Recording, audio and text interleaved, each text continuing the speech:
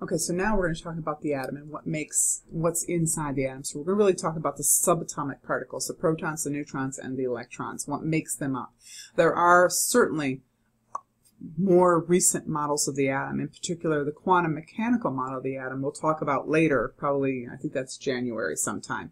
But for right now, this is good to go on with. Okay, there's lots of other things that make up atoms that have been discovered. There's quarks, and there's neutrinos. There's all kinds of stuff, okay? But we're not going to really get into too much of that. We're really just going to talk about this model of the atom, Rutherford's model, and the quantum mechanical model later.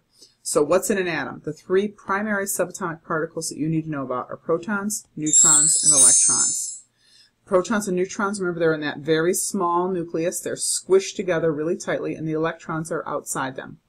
Protons are positively charged, electrons are negatively charged, and neutrons have zero charge. They're neutral. Okay, when it comes to protons, they have a mass of what's considered to be 1 AMU. Okay, we can't say grams. I mean, we're talking about something smaller than an atom here. And so the unit they use is called an atomic mass unit.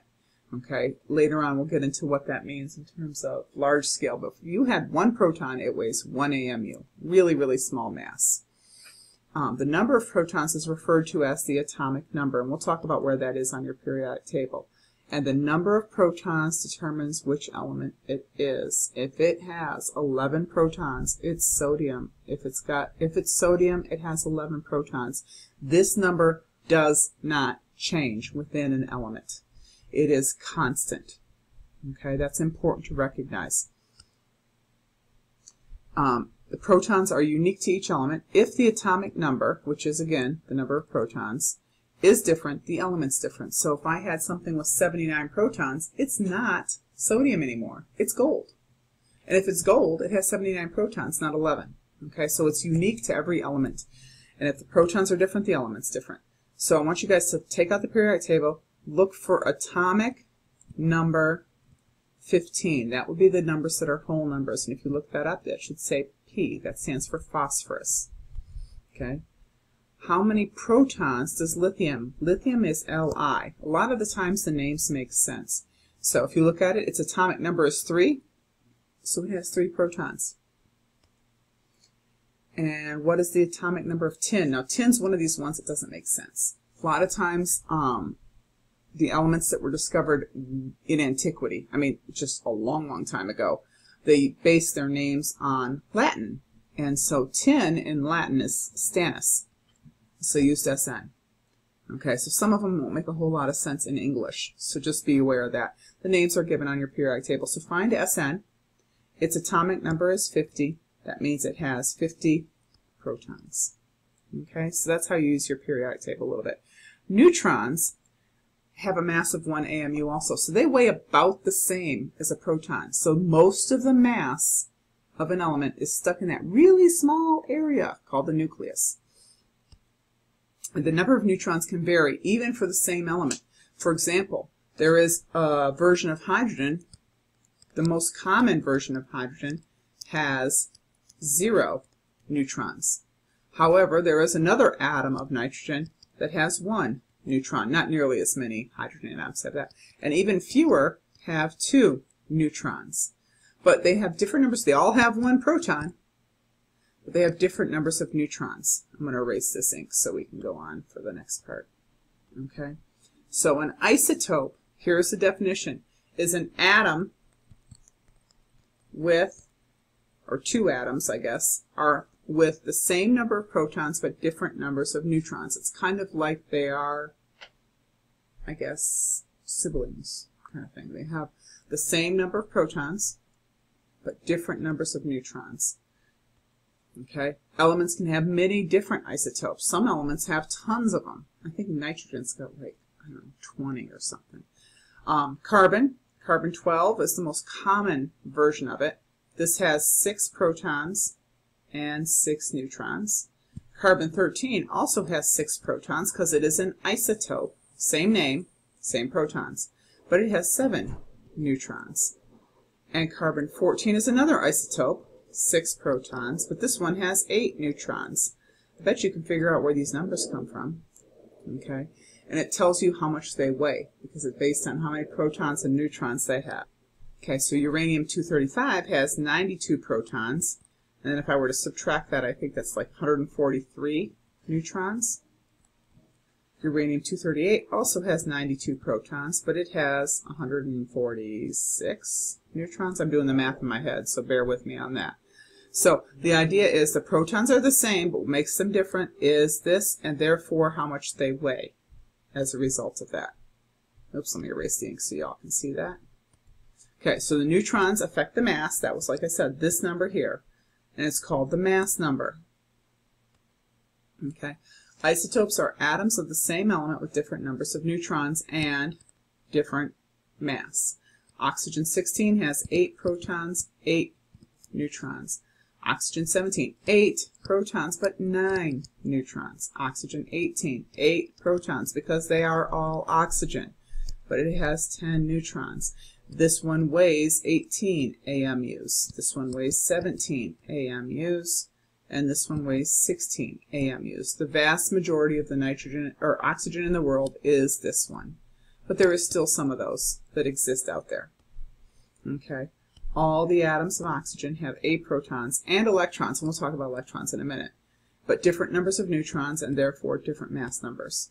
They are exactly the same, though, chemically, because they have the same number of protons and therefore electrons, and those are the particles that describe how things react chemically, particularly the electrons.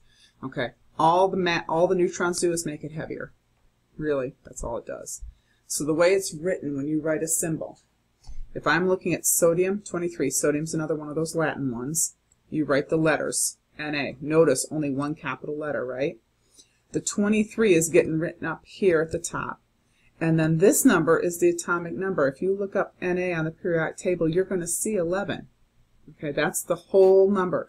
This number is really close to the number on the periodic table, but you cannot use that. Okay, don't get in the habit of doing that.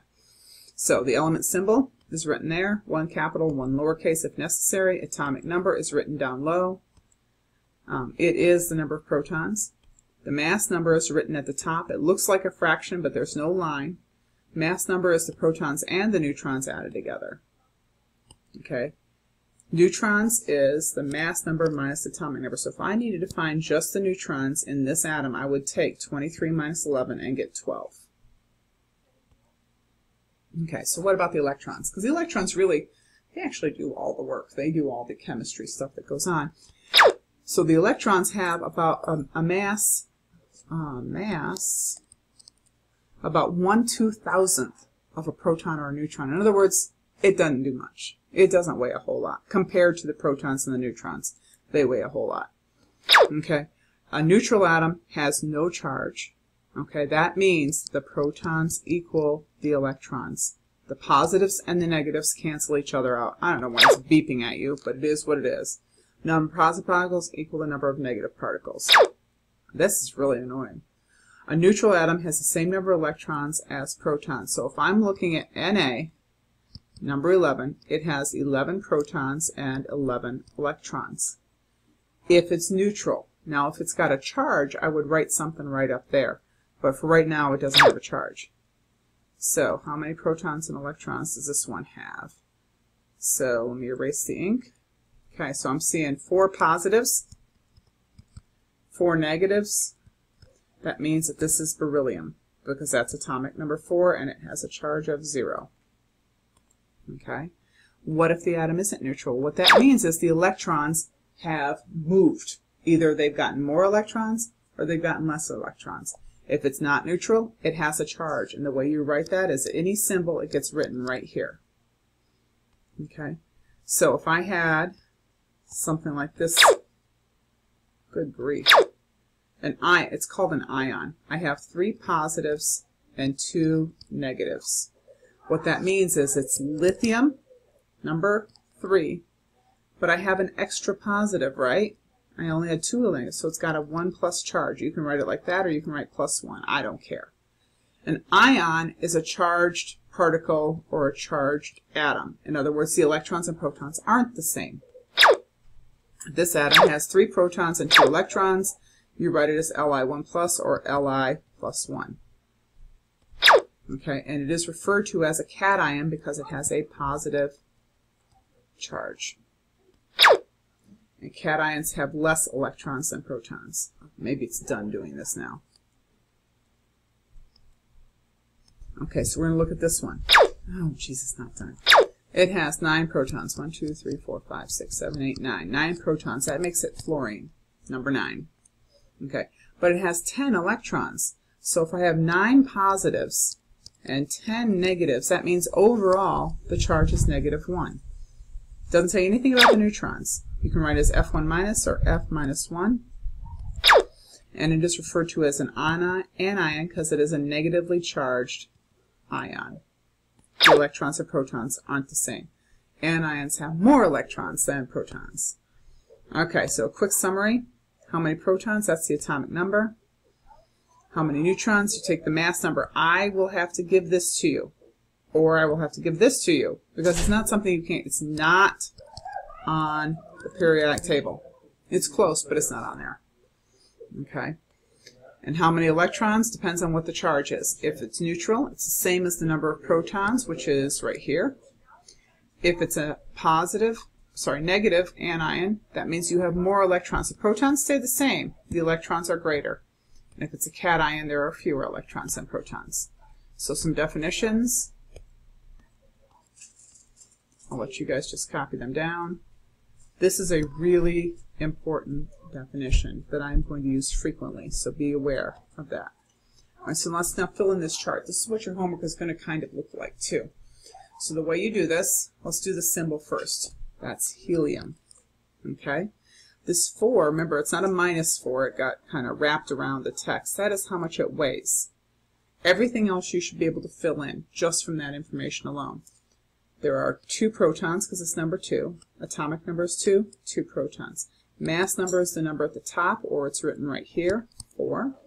The neutrons are mass number minus protons, or neutrons plus protons gives you mass number. This has to be 2. Since it has a charge of 0, the electrons and the protons equal each other. Okay, so let's just kind of go through this really quick. Atomic number 8, that makes it oxygen. Here is its mass number. Notice it does not match the number on the periodic table, 17. So you would write oxygen 17 here. Protons are 8 because these two numbers are always the same. 17 minus 8 is 9. 9 plus 8 is 17, however you want to think of it. If I'm looking at the electrons and I'm looking at the protons, these are my negatives, these are my positives. I only have 8 positives, I have 10 negatives, means it's -2. Okay, so go ahead, pause the movie, see if you can fill in the rest of this, and I'll put the answers up on the next slide, and we'll have plenty of time to practice this in class. I know it's a little weird right now, but you guys will get the hang of it. Okay, so those are the answers, and again, it wrapped the text kind of weird on me. So this is again the mass number, not the number you get on the periodic table. This is the mass number. It's not the number you get on the periodic table. It's close, but it's not the same. Okay,